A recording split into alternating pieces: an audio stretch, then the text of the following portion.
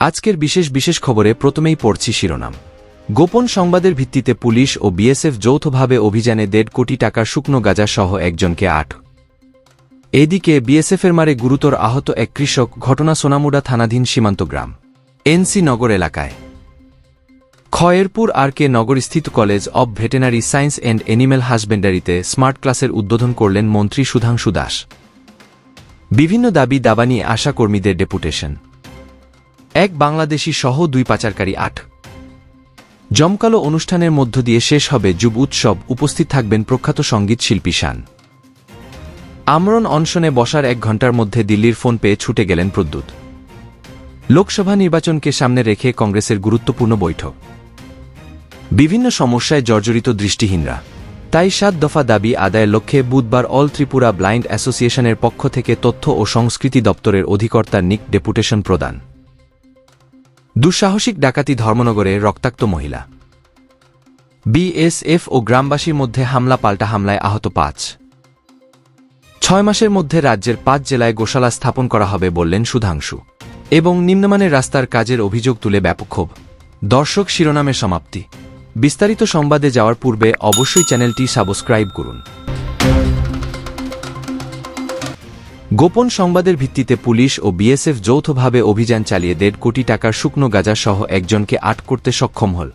যাত্রাপুর থানার অন্তর্গত বাসপুকুর পঞ্চায়েত এলাকার বাসিন্দা অভিজিৎ পালের বাড়িতে চালানো হয় এই অভিযান। মঙ্গলবার গভীর রাতে যাত্রাপুর থানার পুলিশ ও বিএসএফ জওয়ানরা যৌথভাবে এই অভিযান চালায়। যাত্রাপুর থানার ওসি সুব্রত দেবনাথ জানান, মঙ্গলবার রাতে গোপন সংবাদের ভিত্তিতে জানতে পারেন অভিজিৎ পালের বাড়িতে বিপুল পরিমাণ শুকনো গাঁজা মজুত রয়েছে। সেই সংবাদের উপর ভিত্তি করে বিএসএফ জওয়ানদের নিয়ে অভিযান চালানো হয়। অভিযানে অভিজিৎ পালের বসতঘর থেকে উদ্ধার হয় শুকনো গাঁজা ভর্তি কয়েকটি ড্রাম। পাশাপাশি ঘরের পিছন থেকে ও বাড়ির পরিত্যক্ত স্থান থেকে উদ্ধার হয় গাঁজা ভর্তি বেশ কয়েকটি বস্তা। সর্বমোট 358 কেজি শুকনো গাঁজা উদ্ধার হয়েছে। গ্রেপ্তার করা হয়েছে বাড়ির মালিক অভিজিৎ পালকে। অভিজিৎ পালের বিরুদ্ধে এনডিপিএস ধারায় মামলা রুজু করা হয়েছে। পরবর্তী সংবাদ। বিএসএফের মারে গুরুতর আহত এক কৃষক, ঘটনা সোনামুড়া থানাধীন সীমান্ত গ্রাম এনসি নগর এলাকায়। ক্ষুব্ধ এলাকার জনসাধারণ। ঘটনায় প্রকাশ, কৃষক ইয়াসিন মিয়া প্রতিদিনের মতো নিজের সবজি খেতে সবজি তোলার জন্য যায়। অভিযোগ, সবজি তোলে বাড়ি ফেরার সময় ইনসি নগরের 4-3 নং বাহিনীর কয়েকজন বিএসএফ জওয়ান তার উপরে চড়াও হয়। শুরু করে মারধর। সেই সময় তার চিৎকার শুনে ঘটনাস্থলে দৌড়ে আসে কৃষকের স্ত্রী এবং বিএসএফের হাত থেকে স্বামীকে বাঁচাতে গেলে তখন ইয়াসিন মিয়ার স্ত্রী ফাতেমা বেগমকে প্রহর করে বিএসএফ জওয়ানরা বলে অভিযোগ। পরে উভয়ের চিৎকারে ঘটনাস্থলে ছুটে আসে এলাকাবাসী। এই অবস্থা দেখে এলাকাবাসী বিএসএফের হাত থেকে ইয়াসিন মিয়াকে উদ্ধার করে সোনামুড়া প্রাথমিক স্বাস্থ্য কেন্দ্রে নিয়ে আসে। সেখানে কর্তব্যরত চিকিৎসক প্রাথমিক চিকিৎসার পর তাকে জীবিতে স্থানান্তর করেন। আহত কৃষকের পক্ষ থেকে সোনামুড়া থানায় একটি অভিযোগও দায়ের করা হয়। বিএসএফ এর এই ধরনের আক্রমণে ক্ষুব্ধ এলাকাবাসী। চাঞ্চল্য বিরাজ করছে এলাকায়। পরের খবর। বুধবার খয়েরপুর আর কে নগরস্থিত college of veterinary science and animal হাসবেন্ডারিতে স্মার্ট ক্লাসের উদ্বোধন করলেন মন্ত্রী সুধাংশু দাস। সঙ্গে ছিলেন বিধায়ক রতন চক্রবর্তী সহ কলেজের অধ্যক্ষ। ফিতা কেটে স্মার্ট ক্লাসের উদ্বোধন করেন তিনি সংবাদ মাধ্যমের মুখোমুখি হয়ে বলেন, রাজ্যে পশুপালন দপ্তর মানুষকে পশুপালনের উৎসাহিত করে চলেছে। আগামী দিনে কিভাবে মানুষ পশুপালন করে স্বনির্ভর হতে পারে সে বিষয়েও গুরুত্ব দেওয়া হচ্ছে। বিশেষ করে এই কলেজে ছাত্রছাত্রীরা পড়াশোনা করে আগামী দিনে যাতে সঠিক পরিষেবা মানুষের কাছে তুলে ধরতে পারে তার জন্য চেষ্টা করছে সরকার। এবং দেশের অন্যান্য কলেজের মতো যাতে এই কলেজে ছাত্রছাত্রীরা সঠিক পরিকাঠামো পেয়ে নিজেদের প্রতিষ্ঠিত করতে পারে তার জন্য এ স্মার্ট ক্লাসের উদ্বোধন করা হয়েছে। আগামী কিছুদিনের মধ্যে একটি গোশালার উদ্বোধন করা হবে। সরকার প্রত্যেকটি জেলায় একটি গোশালা তৈরি করার পরিকল্পনা গ্রহণ করেছে। রক্ষণাবেক্ষণের জন্য বিশেষ ব্যবস্থাও রাখা হবে বলে জানান মন্ত্রী স্মার্ট ক্লাস পরিদর্শনে গিয়ে কলেজটি ঘুরে দেখেন, কথা বলেন কলেজের কর্মীদের সাথে। পরবর্তী সংবাদ। আশা ফ্যাসিলিটেটর এবং আশা কর্মীদের এনএইচএম কর্মীদের মতো মাসিক বেতন প্রদান করা, চাকরির বয়সসীমা বৃদ্ধি করে 65 বছর করা, তাদের কম্পিউটারের ট্রেনিং এর ব্যবস্থা করা সহ মোট 8 দফা দাবিতে বুধবার ত্রিপুরা আশা ফ্যাসিলিটেটর কর্মী অ্যাসোসিয়েশন ও ত্রিপুরা আশা কর্মী অ্যাসোসিয়েশনের মজদুর মনিটরিং সেল যৌথভাবে ডেপুটেশন প্রদান করে পশ্চিম জেলার মুখ্য স্বাস্থ্য আধিকারিকের কার্যালয়। মুখ্য স্বাস্থ্য আধিকারিকের হাতে তারা দাবি তুলে দেন। তারা জানায়, অত্যন্ত কম বেতনে তারা দায়িত্ব পালন করে চলেছে। সরকারকে তাদের জন্য ইতিবাচক ভূমিকা পালন করার প্রয়োজন। তাই আশা ফ্যাসিলিটেটর কর্মীদের বেতন ন্যূনতম 15,000 টাকা এবং আশা কর্মীদের বেতন ন্যূনতম 12,000 টাকা করা, পাশাপাশি চাকরির বয়সসীমা বাড়িয়ে 65 বছর করা, এছাড়াও আশা ফ্যাসিলিটেটরদের 6,000 টাকা ও আশা কর্মীদের 4,500 টাকা পেনশন দেওয়ার ব্যবস্থা করার দাবি করা হয়েছে বলে জানান সংগঠনের নেতা বিপ্লব কর। পরবর্তী সংবাদ। এক বাংলাদেশি এবং 2 পাতালকারীকে ধরে বিএসএফের 139 নং ব্যাটালিয়নের জওয়ানরা তুলে দিল ধর্মনগর থানার পুলিশের হাতে। ঘটনার বিবরণে জানা যায়, ধর্মনগর থানাধীন বৈঠানবাড়ি এলাকার অর্জুনার পাশ দিয়ে বুধবার ভোরে বাইক যেতে দেখে 139 নং ব্যাটালিয়নের বিএসএফের জওয়ানদের সন্দেহ হলে তারা বাইকটিকে তাড়া করে সেই বাইকের তাড়া করে আটক করতে সক্ষম হয়। সন্দেহজনকভাবে তল্লাশি চালিয়ে তাদের কাছে ভারতীয় আধার কার্ড, প্যান কার্ড সহ বাংলাদেশি জিনিস উদ্ধার করতে সক্ষম হয়। বিএসএফের সন্দেহ হলে জিজ্ঞাসাবাদে মোহাম্মদ আব্দুল করিম জানায়, সে 2019 সাল থেকে ভারতের ব্যাঙ্গালোরে এসে কাজ করে চলেছে। ব্যাঙ্গালোরে এক দালালকে 40,000 টাকা দিয়ে সে নকল Aadhaar card, PAN card, birth certificate, driving licence সহ সমস্ত নথি বানিয়ে নিয়েছে। এই নিয়ে সে 3 বার বাংলাদেশ গেছে। প্রথমবার বাংলাদেশের যাতায়াতে জাকির, শাকিল তারা তাকে বাংলাদেশ থেকে ভারতে প্রবেশের ক্ষেত্রে টাকার বিনিময়ে সাহায্য করেছিল। এপার থেকে যাওয়ার সময় সান্টু ওরাং এবং পিন্টু ওরাং 2 ভাই সহায়তা করেছে। তাদের বাড়ি স্যাটলাংপাড়া ঢেপাছড়া এলাকায়। বিএসএফের জওয়ানরা বাংলাদেশি মোহাম্মদ আব্দুল করিম এবং 2 দালাল সান্টু ওরাং এবং পিন্টু ওরাংকে আটক করে ধর্মনগর থানার পুলিশের হাতে তুলে দেয়। পরবর্তী সংবাদ। বৃহস্পতিবার যুব উৎসবের সমাপ্তি অনুষ্ঠানে রাজ্যে আসতে চলেছেন দেশের প্রখ্যাত সঙ্গীত শিল্পী শান। বুধবার সচিবালয়ে সাংবাদিক সম্মেলন করে এই ঘোষণাটি দিয়েছেন যুব ও ক্রীড়া দপ্তরের মন্ত্রী টিঙ্কু রায়। তিনি জানান, 29 ফেব্রুয়ারি যুব উৎসবের সমাপ্ত অনুষ্ঠান হবে। সমাপ্ত অনুষ্ঠানটি হবে স্বামী বিবেকানন্দ ময়দানে। সেখানে পুরস্কার বিতরণের আয়োজন করা হয়েছে। এবার গোটা উত্তর পূর্বাঞ্চলের 8টি রাজ্য থেকে মোট 827 জন অংশগ্রহণ করেছে। বৃহস্পতিবার অর্থাৎ 2 ফেব্রুয়ারি সমাপ্ত অনুষ্ঠানে উপস্থিত থাকবেন মুখ্যমন্ত্রী ডাক্তার মানিক সাহা। তিনি আরও জানান, আয়োজিত অনুষ্ঠানে অতিথিদের জন্য বসার বিশেষ ব্যবস্থা রাখা হয়েছে। এছাড়া সকলের জন্য খোলা থাকবে আনন্দঘন অনুষ্ঠান। কিন্তু প্রশ্ন হচ্ছে, শুরু করেছে পরীক্ষার মরশুমে রাজ্যে এ ধরনের অনুষ্ঠানের আয়োজন ঘিরে। গত কয়েকদিনের দেখা গেছে রাজ্যে শাসক দলের মন্ত্রী বিধায়কদের দৌলতে রাজ্যে একের পর এক প্রখ্যাত সঙ্গীত শিল্পী নিয়ে আসছে। পাশাপাশি রাজ্যে লেগে আছে খেলা ও মেলার আয়োজন। শব্দ সন্ত্রাস করে গোটা রাজ্যে চলছে এ ধরনের আয়োজন।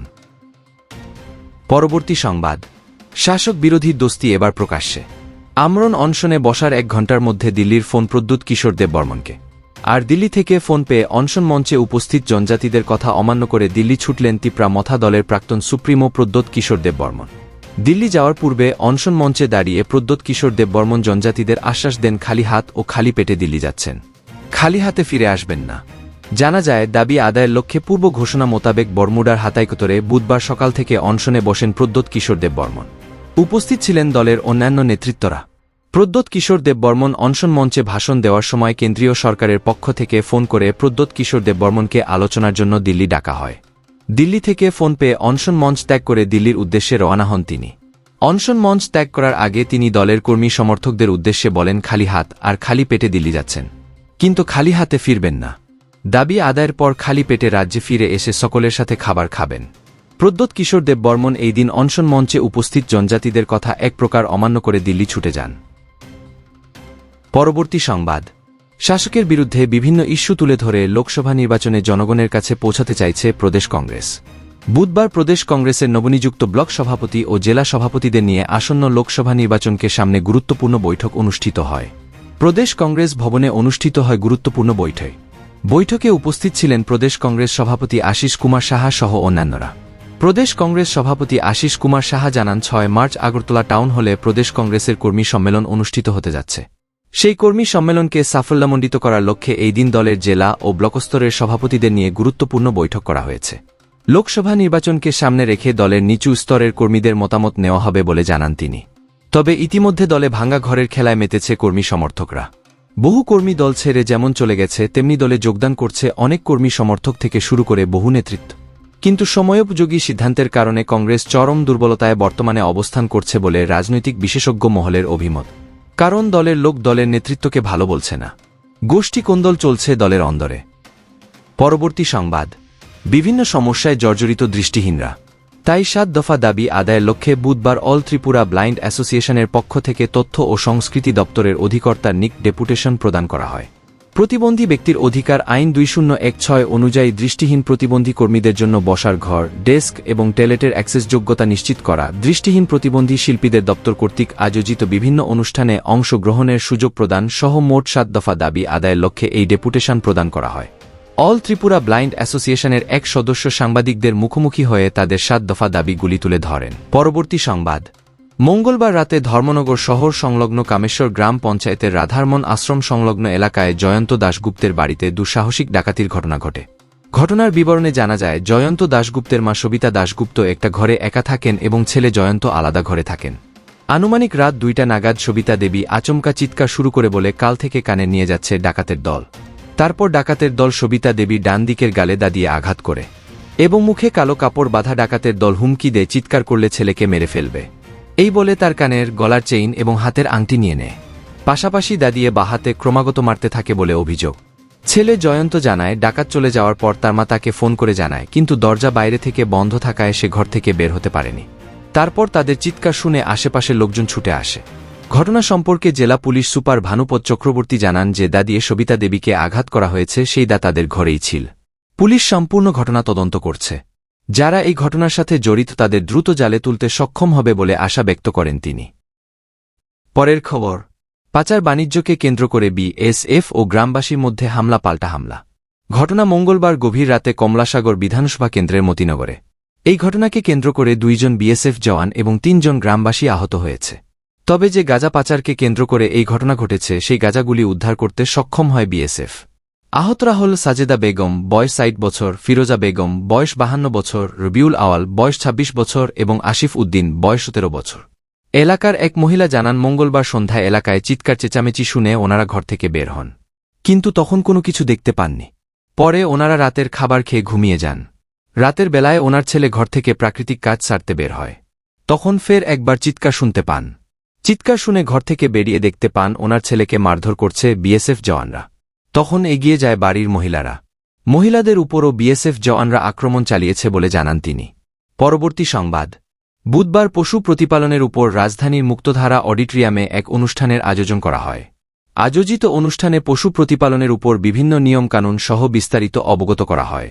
ত্রিপুরা ভেটেনারি ডিরেক্টরস অ্যাসোসিয়েশন এবং অ্যানিম্যাল রিসোর্স ডেভেলপমেন্ট ডিপার্টমেন্টের যৌথ উদ্যোগে আয়োজিত অনুষ্ঠানের শুভ উদ্বোধন করেন মন্ত্রী সুধাংশু দাস। অনুষ্ঠানে বক্তব্য রাখতে গিয়ে মন্ত্রী বলেন, প্রত্যেকটি জেলায় একটি করে গৌশালা স্থাপন করার জন্য উদ্যোগগত বিধানসভা অধিবেশনে সিদ্ধান্ত নেওয়া হয়েছে। কারণ রাজ্যের দক্ষিণ জেলা, গোমতী জেলা এবং সিপাহিজলা জেলায় গৌশালা থাকলেও বাকি 5টি জেলায় গোশালা নেই। তাই আগামী 6 মাসের মধ্যে এই গোশালা স্থাপন করা হবে। বিশেষ করে রক্ষণাবেক্ষণের দায়িত্ব সকলকে নিতে হবে বলে জানান মন্ত্রী। অনুষ্ঠানে মন্ত্রী আরও বলেন, শুধু গবাদি পশু বিতরণ করলেই দায়িত্ব শেষ নয়। এগুলি সঠিকভাবে প্রতিপালন করা হচ্ছে কিনা এবং এর স্বাস্থ্য ভালো রয়েছে কিনা সেদিকেও নজর দিতে হবে সংশ্লিষ্ট দপ্তরকে। পাশাপাশি যারা পশু পালন করে তাদের মধ্যে সচেতনতা বৃদ্ধি আরও বেশি করতে হবে। সর্বশেষ সংবাদ।